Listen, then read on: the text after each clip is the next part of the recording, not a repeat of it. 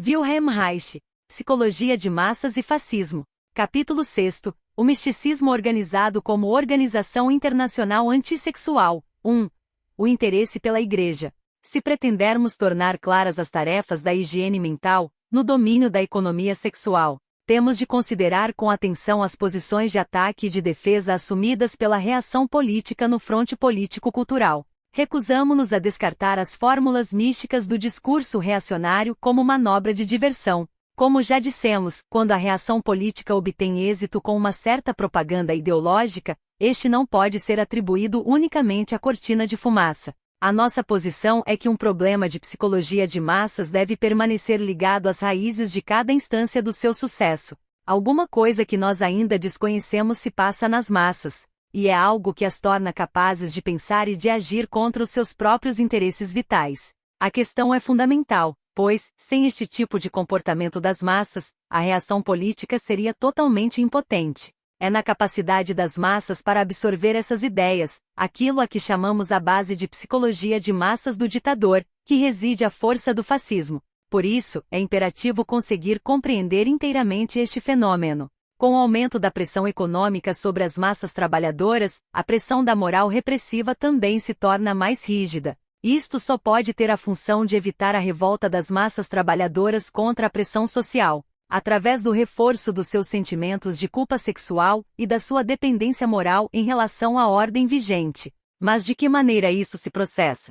Dado que o contágio místico é o pré-requisito psicológico mais importante para a absorção da ideologia fascista pelas massas, o estudo da ideologia fascista não pode prescindir da investigação dos efeitos psicológicos do misticismo em geral. Quando, após a queda de Brüning, o governo de Franz von Papen tomou poder, na primavera de 1932, uma das suas primeiras medidas consistiu em anunciar uma educação moral mais rigorosa da nação.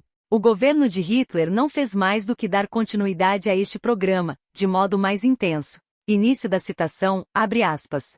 A juventude só estará preparada para fazer face ao seu difícil destino e às grandes exigências do futuro se estiver possuída pela ideia de povo e de Estado. O que significa que ela deve ser educada para saber assumir as suas responsabilidades e sacrificar-se pelo bem geral. Não se deve ser tolerante e demasiado complacente para com as tendências individuais, em relação a uma juventude que um dia terá de enfrentar uma vida dura. Mas a juventude só estará devidamente preparada para prestar o serviço que deve ao povo e ao Estado quando tiver aprendido a trabalhar com objetividade, a pensar com clareza, a cumprir os seus deveres, e quando se tiver habituado a cumprir com disciplina e obediência os princípios de comunidade educativa, submetendo-se voluntariamente à sua autoridade. A educação da juventude para um sentimento autêntico em relação ao Estado deve ser completada e aprofundada por meio de uma educação alemã, baseada nos valores históricos e culturais do povo alemão, pela sua imersão na nossa herança épica nacional. A educação da juventude para apreciar o valor do Estado e da comunidade recebe a sua força interior das verdades do cristianismo. A fidelidade e a responsabilidade para com o povo e a prática têm as suas raízes mais profundas na fé cristã. Por este motivo, será sempre meu especial dever assegurar o direito e a livre propagação da escola cristã e os fundamentos cristãos de toda a educação. Fecha aspas, autor não informado, tradução nossa. O que está na origem desta glorificação da força da crença mística é o que iremos saber agora. A reação política está absolutamente certa ao afirmar que o ensino da lealdade ao Estado recebe a sua força interior das verdades do cristianismo. Mas, antes de provarmos esta afirmação, temos que resumir as diferenças que existem dentro do campo político no que se refere às concepções de cristianismo. As bases da psicologia de massas do nacional-socialismo diferem daquelas do imperialismo de Guilherme I. Enquanto o nacional-socialismo tinha sua base de massas numa classe média empobrecida, o Império Alemão encontrou a sua numa classe média próspera. Por tudo isso, o cristianismo do Império de Guilherme I é necessariamente diferente do cristianismo do nacional-socialismo. As modificações da ideologia em nada abalam os fundamentos da visão mística do mundo, reforçam, pelo contrário, a sua função. O nacional-socialismo começou por rejeitar o Antigo Testamento, por ser judeu, assim fez, pelo menos, na pessoa do seu conhecido representante Alfred Rosenberg, que pertencia à sua ala direita. Do mesmo modo, o internacionalismo da Igreja Católica Romana era considerado judeu. A Igreja Internacional devia ser substituída pela Igreja Nacional Alemã. Após a tomada do poder, a Igreja foi, na realidade, colocada na linha. Isto reduziu seu campo de atuação política, mas, em contrapartida, alargou consideravelmente a sua influência ideológica. Início da citação de Gottfried Feder, abre aspas, sem dúvida alguma, o povo alemão também encontrará um dia, para o seu conhecimento e para a sua vivência de Deus, a forma ditada pelo seu sangue nórdico. E sem dúvida, só então a trindade do sangue, da fé e do Estado estará completa. Fecha aspas, Gottfried Feder, tradução nossa. Era necessário evitar a todo custo uma identificação do Deus judeu com a Santíssima Trindade. O fato de o próprio Jesus Cristo ser judeu era um ponto melindroso.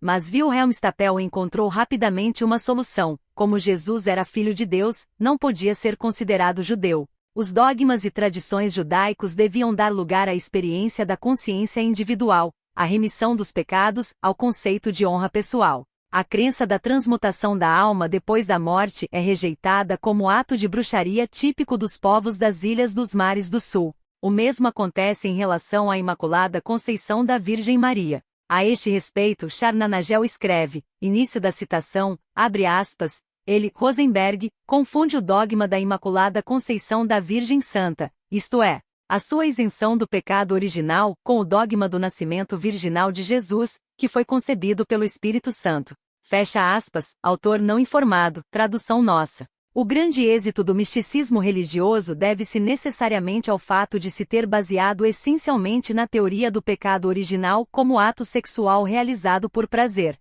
O nacionalsocialismo conserva esse tema, mas explora-o com o auxílio de outra ideologia, mais adequada aos seus objetivos. Início da citação de Alfred Rosenberg, abre aspas, o crucifixo é o símbolo da doutrina do Cordeiro sacrificado. Uma imagem que nos faz sentir o esmorecer de todas as forças e que nos deprime também interiormente pela terrificante representação da dor, tornando-nos humildes como desejam as igrejas ávidas de domínio. Uma igreja alemã substituirá gradualmente a crucificação, nas igrejas que passarem para sua tutela, pelo instrutivo espírito de fogo que personifica o herói no seu sentido mais sublime. Fecha aspas, Alfred Rosenberg, tradução nossa. Trata-se simplesmente de mudar a natureza das cadeias. O misticismo masoquista, internacional, religioso dará lugar ao nacionalismo narcisista e sádico. Trata-se agora de reconhecer a honra nacional alemã como modelo supremo de qualquer ação, a fim de viver para ela.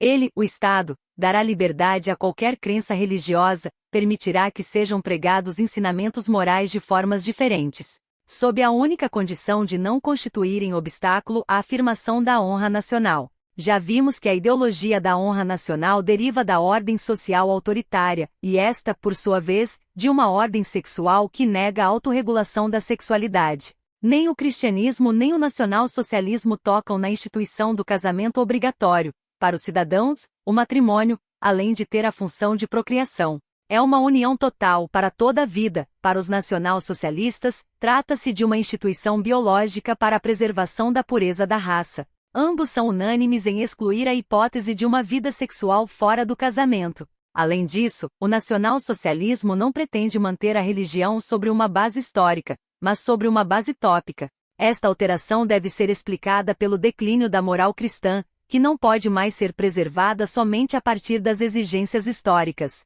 Início da citação de Ludwig Hasse, abre aspas, um dia, o estado racial étnico do povo ainda deverá descobrir suas raízes mais profundas na religião. Só quando a fé em Deus deixar de estar associada a um acontecimento particular do passado, mas estiver intimamente ligada, através da experiência de vida, à ação e à vida nativas de um povo e de um estado, então o nosso mundo estará de novo alicerçado em bases sólidas. Fecha aspas, Ludwig Hasse, tradução nossa. Não nos esqueçamos de que ação e vida nativa significam vida moral, isto é, a negação da sexualidade. É precisamente comparando aquilo que leva os nacionalsocialistas a quererem se diferenciar da Igreja e que representa seus pontos de referência comuns que podemos distinguir o que é e o que não é essencial para a função reacionária da religião.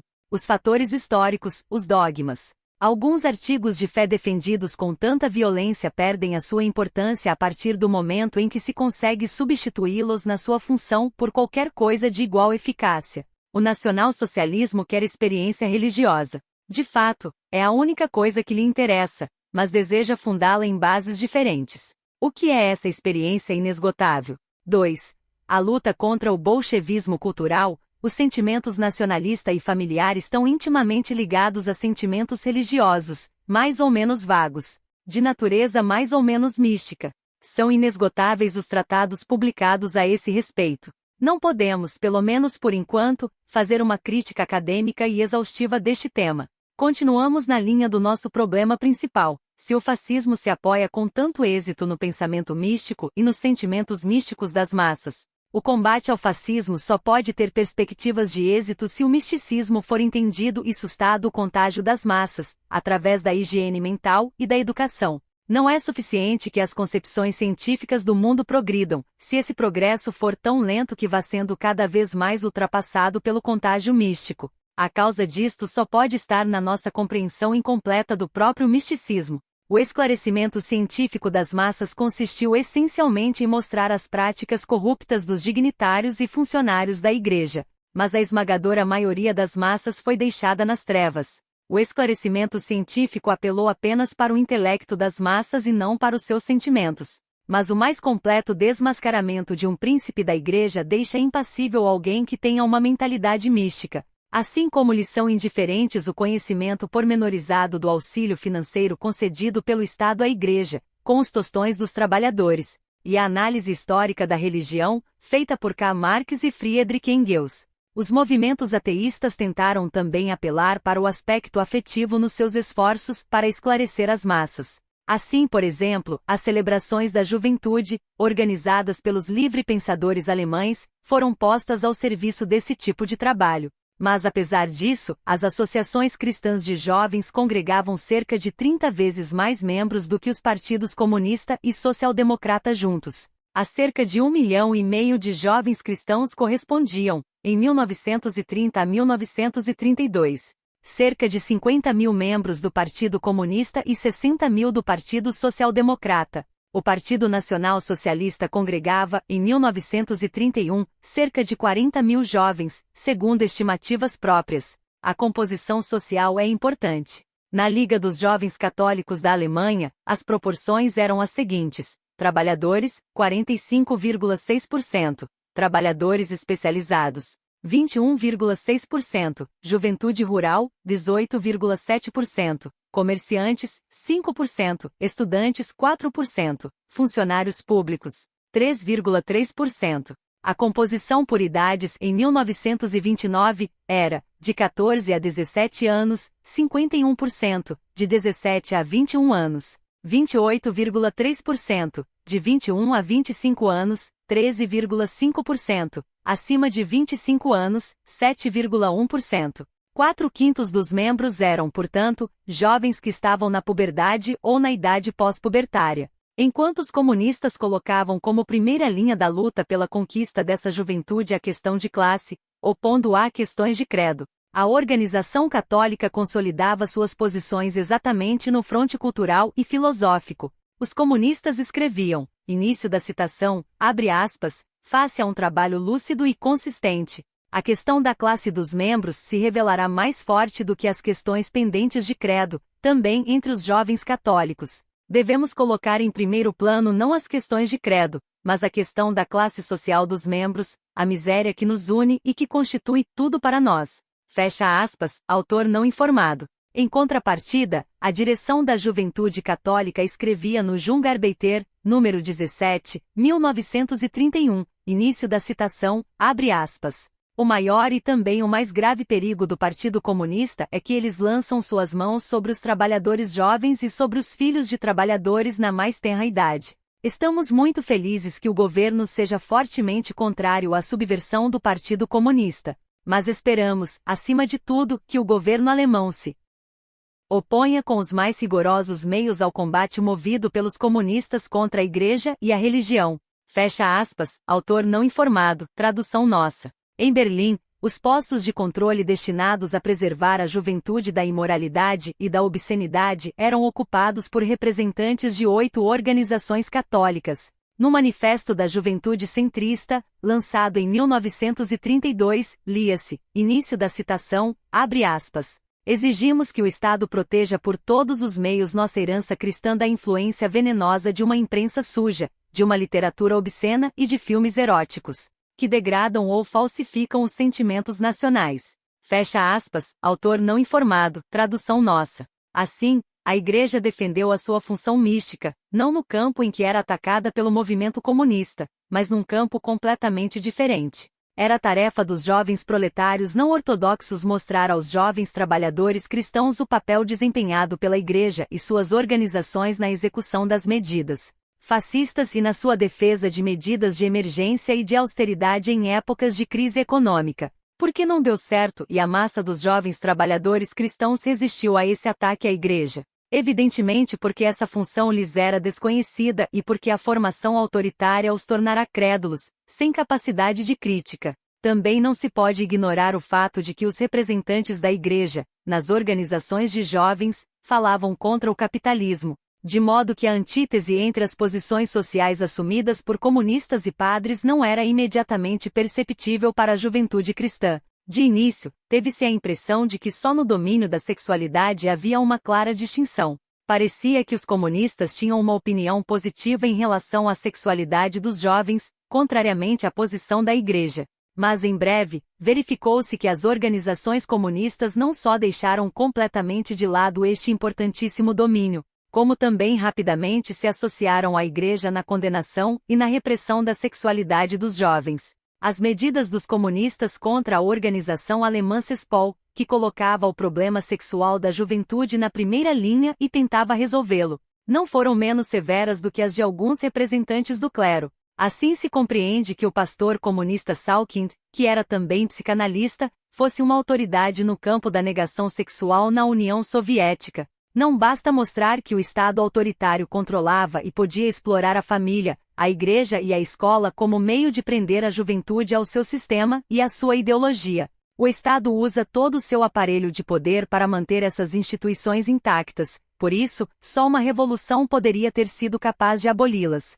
Por outro lado, a redução da sua influência reacionária era uma das pré-condições essenciais da Revolução Social e, portanto, o pressuposto para tal abolição. Isto era considerado por muitos comunistas como a tarefa principal da Frente Cultural Vermelha. Para realizá-la, teria sido decisivo conhecer os meios e as vias que ajudavam a família autoritária, a escola e a Igreja a exercerem tão grande influência e descobrir o processo pelo qual essas influências prendiam os jovens. Generalizações como servidão ou embrutecimento não ofereceram explicação adequada. Servidão e embrutecimento eram os resultados. Tratava-se, sim, de revelar os processos que permitiam aos interesses ditatoriais atingir os seus fins. Em A Luta Sexual da Juventude, tentamos revelar a função desempenhada nesse processo pela repressão da vida sexual da juventude. No presente trabalho, pretendemos investigar os elementos básicos dos objetivos culturais da reação política e descobrir os fatores emocionais sobre os quais se deve apoiar o trabalho revolucionário.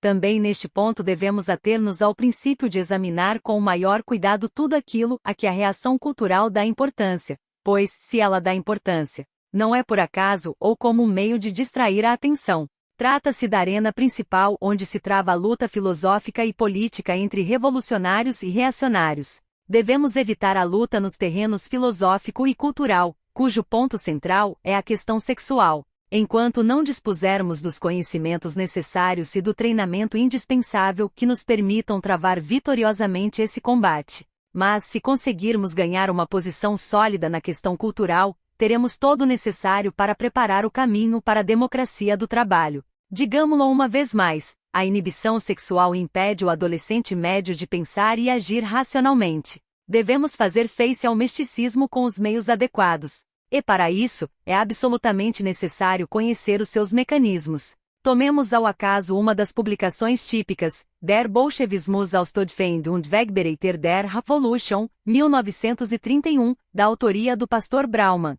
Poderíamos, no entanto, recorrer a qualquer outro escrito do gênero. Os argumentos utilizados são, nos aspectos essenciais, os mesmos, não interessando entrar aqui nas diferenças de detalhe. Início da citação de Brauman, abre aspas, Toda religião consiste na libertação do mundo e dos seus poderes pela união com a divindade.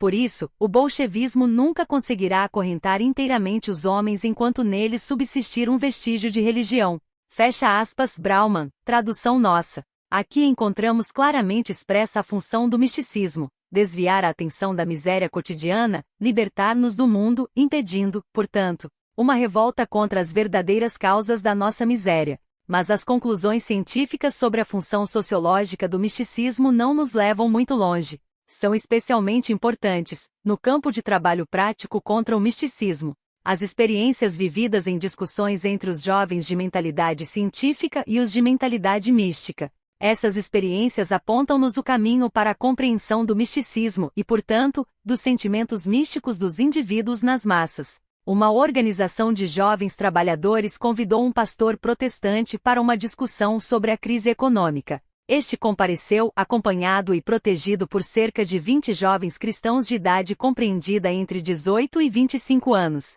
Indicaremos a seguir os principais pontos de vista defendidos na sua conferência, afirmando desde já que a conclusão de maior importância para o nosso estudo é o modo como ele saltava de afirmações parcialmente corretas para pontos de vista místicos. As causas da miséria eram, segundo explicou, a guerra e o plano de Yang. A guerra mundial seria uma manifestação da depravação dos homens e da sua baixeza, uma injustiça e um pecado. Também a exploração praticada pelos capitalistas seria um pecado grave. Ficava difícil neutralizar a sua influência, uma vez que ele próprio assumia uma posição anticapitalista e ia assim ao encontro dos sentimentos dos jovens cristãos. Capitalismo e socialismo seriam fundamentalmente a mesma coisa. O socialismo da União Soviética seria uma forma de capitalismo, e o crescimento do socialismo implicaria desvantagens para algumas classes, tal como o capitalismo para outras. Era necessário quebrar os dentes do capitalismo, qualquer que fosse a sua forma. A luta do bolchevismo contra a religião era um crime. A religião não era responsável pela miséria, pois o mal estava no fato de o capitalismo fazer mau uso da religião. Quais as consequências de tudo isto? Como os homens são maus e pecadores, seria impossível eliminar a miséria, sendo, pois, necessário suportá-la e habituar-se a ela. O próprio capitalista não era feliz. A angústia interior, que está na raiz de toda angústia, não desapareceria, mesmo depois da aplicação do terceiro plano quinquenal da União Soviética. Alguns jovens revolucionários tentaram defender o seu ponto de vista. O que estava em questão não eram os capitalistas, tomados individualmente, mas o sistema. O importante era saber se a maioria ou, pelo contrário, uma minoria insignificante é que sofria a opressão. A perspectiva de suportar a miséria só significaria um prolongamento do sofrimento e, portanto, só beneficiaria a reação política. E assim por diante. No fim, chegou-se à conclusão de que era impossível conciliar as posições contrárias e de que ninguém sairia dali com uma convicção diferente daquela com que chegará. Os jovens acompanhantes do pastor bebiam-lhe as palavras. Pareciam viver nas mesmas condições de opressão material que os jovens comunistas, mas concordavam com o ponto de vista de que não há remédio contra a miséria, de que é necessário conformar-se com ela e ter fé em Deus. Prosseguindo o debate, perguntei a alguns jovens comunistas por que motivo não tinham abordado a questão principal, ou seja, a insistência da Igreja na abstinência sexual. Responderam-me que este assunto teria sido muito melindroso e difícil, que teria tido o efeito de uma bomba e que, enfim, não era costume abordá-lo em discussões de caráter político. Algum tempo antes, tinha-se realizado um comício, num bairro do oeste de Berlim, no qual representantes da Igreja e do Partido Comunista defenderam os respectivos pontos de vista. Cerca de metade dos 1.800 participantes era constituída por cristãos e pessoas da classe média baixa. Sendo o principal conferencista, resumi em algumas questões a posição da economia sexual. Primeiro, a Igreja afirma que o uso de métodos anticoncepcionais é contra a natureza, como o é qualquer entrave à procriação natural. Ora, se a natureza é tão rigorosa e tão sábia, por que razão criou um aparelho sexual que não incita a ter relações sexuais apenas quando se quer ter filhos, mas numa média de 2 a 3 mil vezes na vida? Segundo, estariam os representantes da Igreja ali presentes dispostos a confessar se eles próprios só tinham satisfação sexual quando queriam ter filhos? Terceiro, por que motivo Deus teria criado um aparelho sexual com 2 glândulas, uma para a excitação sexual e outra para a procriação? Quarto, Por que motivo as crianças manifestam, desde a mais tenra idade, uma certa sexualidade, muito antes de se ter desenvolvido a função da procriação? As respostas embaraçadas dos representantes da Igreja foram acolhidas com gargalhadas. Quando comecei a explicar o papel desempenhado pela negação da função do prazer, por parte da Igreja e da ciência reacionária, no âmbito da sociedade autoritária. Quando expliquei que a repressão da satisfação sexual tem o objetivo de provocar uma atitude de humildade e resignação, também no campo econômico. Fui apoiado por toda a sala. Os representantes do misticismo tinham sido derrotados. A larga experiência neste tipo de comícios mostra que é fácil compreender a relação entre a função política reacionária do misticismo e a repressão da sexualidade. Desde que se esclareça clara e diretamente o direito à satisfação sexual, de um ponto de vista médico e social. Estes fatos exigem explicações minuciosas. 3. O apelo aos sentimentos místicos. Segundo a propaganda anti-bolchevique, o bolchevismo é um arqui-inimigo de todas as religiões, especialmente da que respeita os valores interiores. Em consequência do seu materialismo, o bolchevismo só reconhece bens materiais e, por isso, só tem interesse em produzir bens materiais. Não tem a menor compreensão por valores espirituais e riquezas psíquicas. O que são, afinal, esses valores espirituais e riquezas psíquicas? Fala-se frequentemente em fidelidade e em fé, mas, de resto, a fraseologia perde-se num conceito de individualidade. Início da citação, abre aspas, porque quer destruir tudo que é individual, o bolchevismo destrói a família, que imprime ao homem o seu caráter individual. Pelo mesmo motivo, odeia qualquer forma de aspiração nacional. Os povos deverão tornar-se o mais possível homogêneos e submeter-se ao bolchevismo. Mas os esforços para aniquilar a vida pessoal dos indivíduos serão vãos enquanto subsistir nos homens um vestígio de religião, porque na religião transparece sempre a liberdade pessoal em relação ao mundo exterior. Fecha aspas, autor não informado, tradução nossa. Ao empregar o termo bolchevismo, o místico não tem em mente o partido político fundado por Lenin. São-lhe inteiramente desconhecidas as controvérsias sociológicas ocorridas na passagem do século. As palavras comunista, bolchevique, vermelho tornaram-se lemas reacionários que nada têm a ver com a política, o partido, a economia. Estas palavras são tão irracionais como a palavra judeu na boca de um fascista. Elas exprimem a atitude antissexual relacionada com a estrutura mística reacionária do homem autoritário. Assim, Franklin Delano Roosevelt é rotulado como judeu e vermelho pelos fascistas. O conteúdo irracional desses lemas refere-se sempre ao que está sexualmente vivo, mesmo que o indivíduo rotulado esteja muito longe de aprovar, por exemplo, a sexualidade dos adolescentes e das crianças. Os comunistas russos estavam mais longe de aceitar a vida sexual do que muitos americanos da classe média. Assim, torna-se necessário compreender o caráter irracional dos lemas, se pretendemos combater o misticismo, que é a origem de toda a reação política. Sempre que a seguir aparecer a palavra bolchevismo, devemos pensar também em ansiedade orgástica. O homem reacionário que também é fascista afirma que há uma estreita ligação entre família, nação e religião, fato este que até agora foi inteiramente deixado de lado pela investigação sociológica. Em primeiro lugar, a afirmação de que a religião representa a liberdade em relação ao mundo exterior vem confirmar a conclusão, a que já se chegará nos estudos de economia sexual, de que a religião representa um substituto imaginário para a satisfação real. Isto corresponde inteiramente à teoria de Karl Marx de que a religião é o ópio do povo. Esta frase é mais do que uma metáfora. A vegetoterapia conseguiu provar que a experiência mística pode, efetivamente, provocar no aparelho vital autônomo os mesmos processos que um narcótico.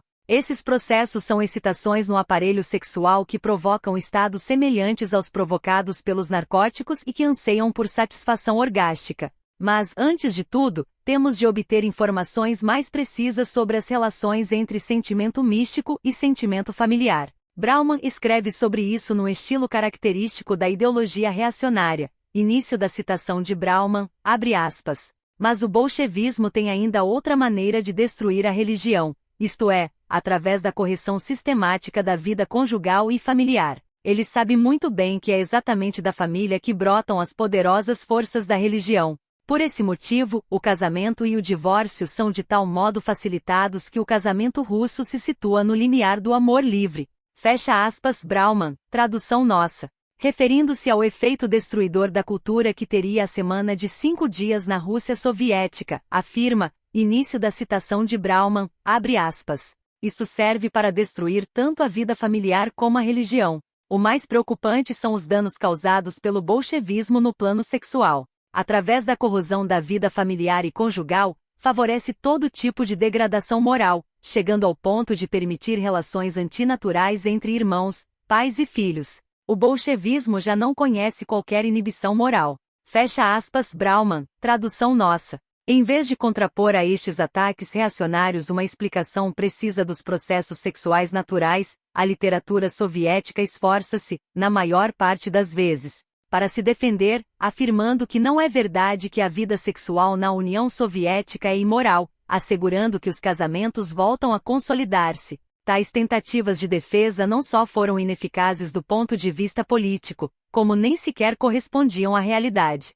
Do ponto de vista cristão, a sexualidade na União Soviética era, na realidade, imoral, e não se podia falar de uma consolidação dos casamentos, dado que a instituição do casamento, segundo a concepção mística e autoritária, tinha sido realmente abolida. Até cerca de 1928, reinou na União Soviética o casamento tradicional, tanto na prática como legalmente. O comunismo russo afrouxou o casamento compulsivo e os laços de família e acabou com os falsos moralismos. Tratava-se apenas de conscientizar as massas da contradição de que eram presas, fazendo-as compreender que no seu íntimo, desejavam com todas as forças exatamente aquilo que a revolução social iria impor, mas que simultaneamente concordavam com o falso moralismo. Mas para realizar essa tarefa, é preciso compreender claramente as relações existentes entre a família compulsiva, o misticismo e a sexualidade. Dissemos acima que os sentimentos nacionalistas são um prolongamento direto dos sentimentos de família autoritária. No entanto, também o sentimento místico é fonte da ideologia nacionalista. As concepções místicas e as atitudes da família patriarcal são, portanto, na psicologia de massas, os elementos básicos do nacionalismo fascista e imperialista. Assim se confirma, na psicologia de massas, a tese de que uma educação mística torna-se a base do fascismo sempre que um abalo social põe as massas em movimento. Otto de Tolichus escreveu o seguinte artigo sobre a ideologia imperialista dos japoneses. Início da citação de Otto de Tolichus, abre aspas, num folheto publicado em Tóquio em fevereiro deste ano, pelo professor Shikao Fujisawa. Um dos representantes mais importantes do pensamento político do Japão, revela-se notavelmente a mentalidade bélica dos japoneses, bem como as ambições existentes não só nos grupos militares e ultranacionalistas que hoje dominam o governo japonês, como também no meio intelectual. Segundo o folheto, concebido para mais ampla distribuição,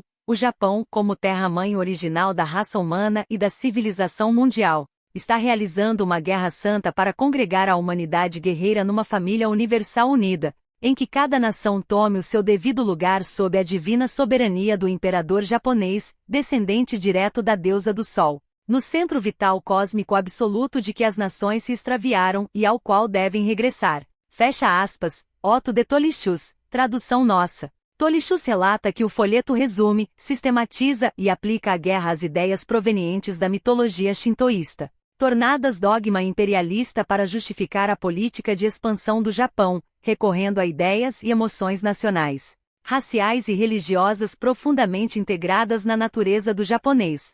Segundo ele, o professor Fujisawa é uma espécie de Richard Wagner e Friedrich Nietzsche japonês, e o seu panfleto, o equivalente japonês de Minha Luta, de Adolf Hitler. O mundo prestou pouca atenção a esta tendência do pensamento japonês, que foi encarada como mera fantasia, mas, durante anos, foi suporte ideológico da política expansionista do Japão. O caráter de autoridade do folheto decorre de o professor Fujisawa ter sido representante permanente no secretariado da Sociedade das Nações e professor de ciências políticas na Universidade Imperial Kyushu, dirigindo o Departamento de Investigações da Associação do Domínio Imperial. Início da citação de Shikao Fujisawa, abre aspas, o Japão é muitas vezes chamado na nossa linguagem poética de Sumera Mikuni, que de certo modo implica o significado de clima divino, que tudo integra e tudo abarca, tendo em mente as suas implicações filosóficas. Compreende-se a tônica dominante da Declaração Imperial proferida em 27 de setembro de 1939,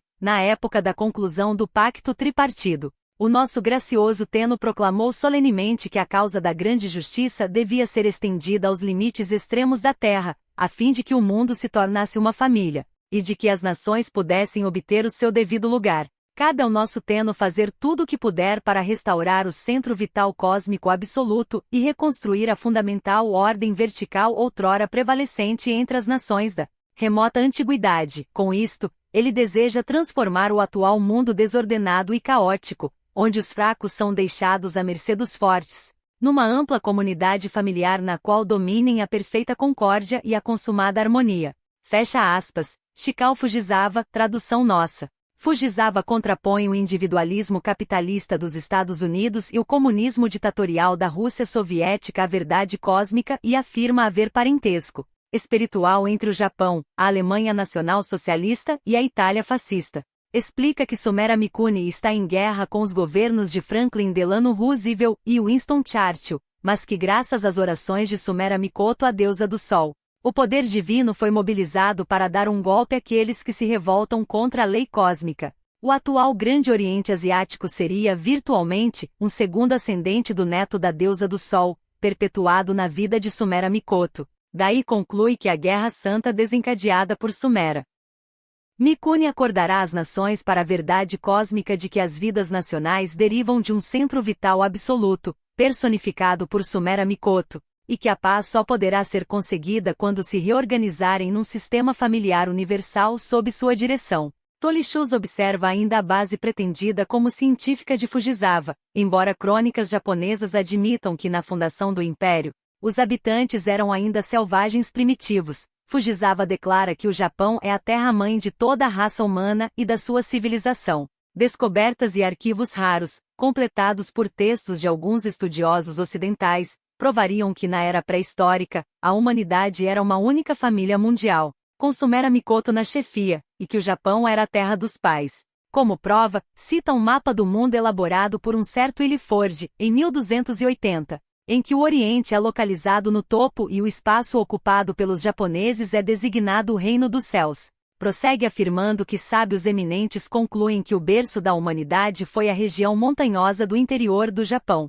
De acordo com a tese, os sumérios seriam semelhantes aos antigos colonos japoneses de Erdu, e os chineses teriam sido civilizados pelos japoneses. Infelizmente, a ordem mundial ruiu em consequência de cataclismos naturais. A humanidade separou-se da terra-mãe, o Japão. Mas Sumera Mikuni teria escapado, e os soberanos, de linhagem ininterrupta, atribuíram-se a missão de refundir a humanidade numa ampla comunidade familiar. Ninguém estaria mais bem qualificado do que Sumera Mikoto para tal. Tolishus interpreta estes fenômenos como disfarce místico consciente do imperialismo racional. Mas tudo demonstra que a economia sexual está correta em atribuir as formas de misticismo fascista, imperialista e ditatorial ao desvio místico das sensações vitais vegetativas, desvio que tem lugar na organização familiar e estatal de tipo autoritário e patriarcal. Se o sentimento nacionalista deriva da ligação com a mãe, sentimento do lar, o sentimento místico procede da atmosfera antissexual indissociavelmente ligada a este laço familiar.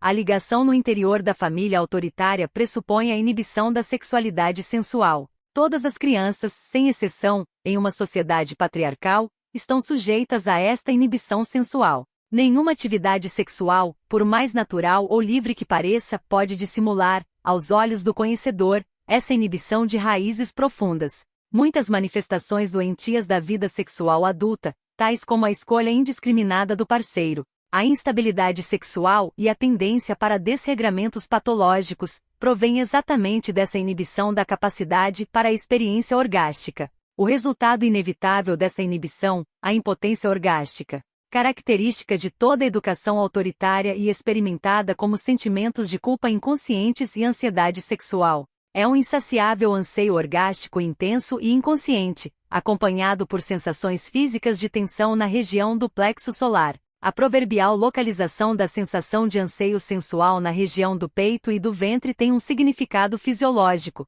A tensão permanente no organismo psicofísico constitui a base dos sonhos diurnos em crianças pequenas e adolescentes. Esses sonhos diurnos facilmente se convertem em sentimentos de natureza mística, sentimental e religiosa. A atmosfera do homem místico e autoritário está inteiramente impregnada desses sentimentos. Desse modo, a criança média adquire uma estrutura que forçosamente irá absorver as influências do misticismo, do nacionalismo e da superstição. Os contos de terror ouvidos na infância, mais tarde as histórias policiais, a atmosfera misteriosa da igreja. Tudo isso prepara o terreno para a posterior suscetibilidade do aparelho biopsíquico às comemorações militares e patrióticas. Para avaliar os efeitos do misticismo, não importa que o homem de mentalidade mística aparente superficialmente ser rude ou até mesmo brutal. O importante são os processos no extrato profundo. O sentimentalismo e o misticismo religioso de uma Tuska, de Fritz Haarmann ou de um Peter Kürten estão intimamente relacionados com a sua crueldade sádica.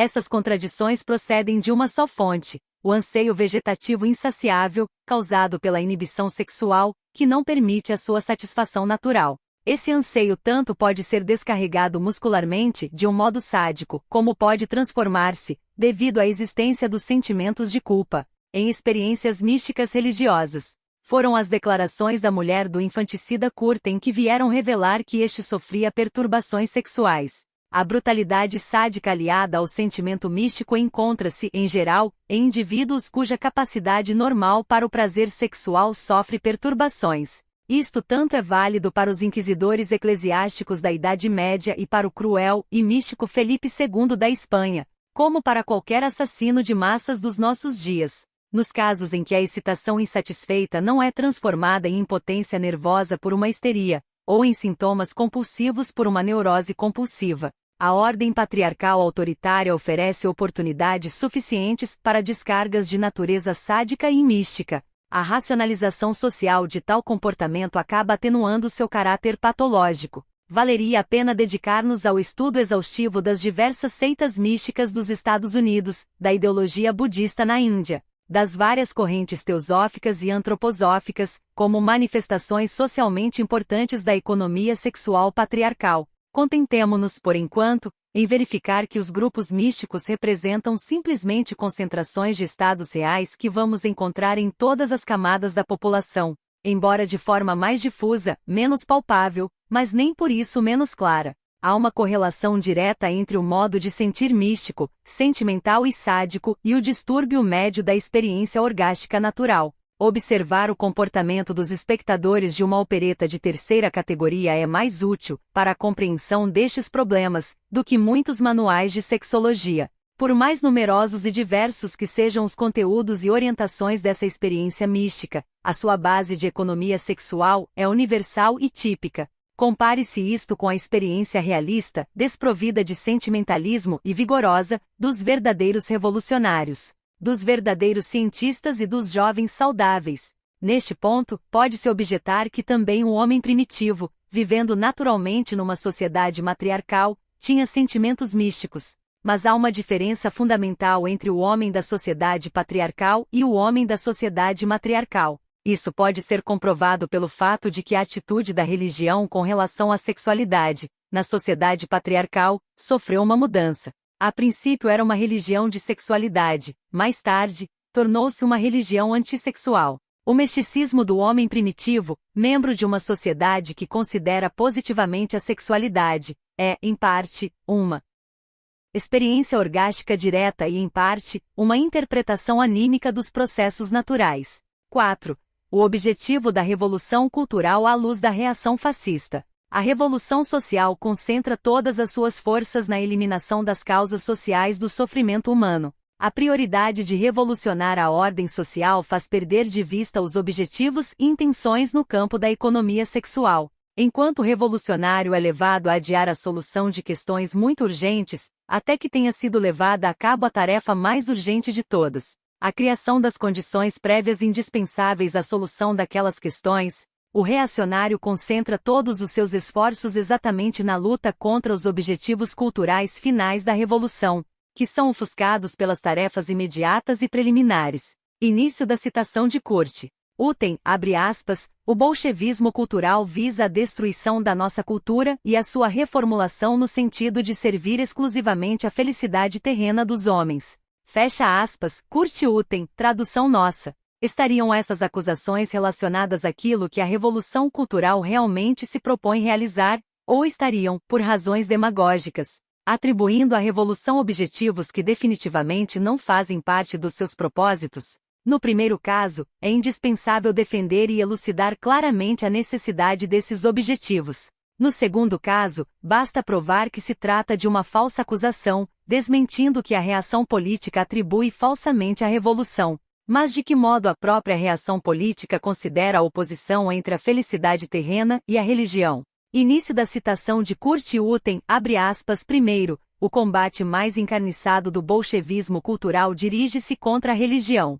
Isto porque a religião, enquanto permanecer viva, constitui o mais sólido baluarte contra os seus objetivos. Ela subordina toda a vida humana a algo sobrenatural e à autoridade eterna. Exige renúncia, sacrifício, abdicação dos próprios desejos. Imbui a vida humana de responsabilidade, de culpabilidade, de julgamento, de eternidade. Impede uma realização ilimitada das pulsões humanas. A revolução da cultura é a revolução cultural do homem, é a submissão de todos os aspectos da vida ao princípio do prazer. Fecha aspas, Kurt Uten, tradução nossa. Aqui se manifesta claramente a rejeição reacionária da felicidade terrena. O líder reacionário sente o perigo que ameaça a consolidação estrutural do misticismo imperialista. Tem uma visão mais profunda desse perigo do que o revolucionário tem do seu objetivo, porque este começa por concentrar todas as suas forças e a sua inteligência na transformação da ordem social. O líder reacionário reconhece o perigo que a revolução representa para a família autoritária e para o moralismo místico, ao passo que o revolucionário médio está ainda muito longe de supor que a revolução trará tais consequências.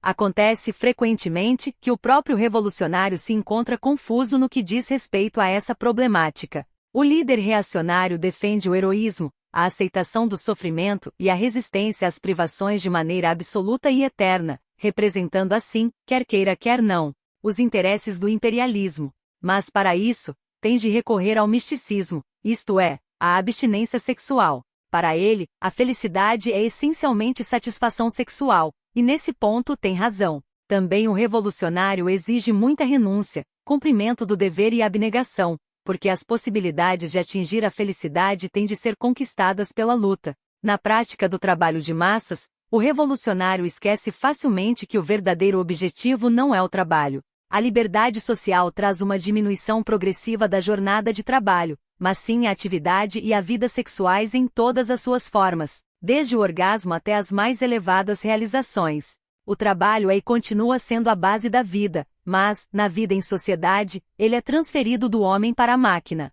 Tal é o objetivo da economia do trabalho. Frases como as que apresentamos a seguir podem ser encontradas em muitos escritos místicos e reacionários, mas nem sempre formuladas com tanta clareza como em Kurt Uten. Início da citação de Kurt Uten, abre aspas, o bolchevismo cultural não é recente. Tem origem numa aspiração arraigada no coração humano desde os tempos mais remotos, o desejo intenso de felicidade.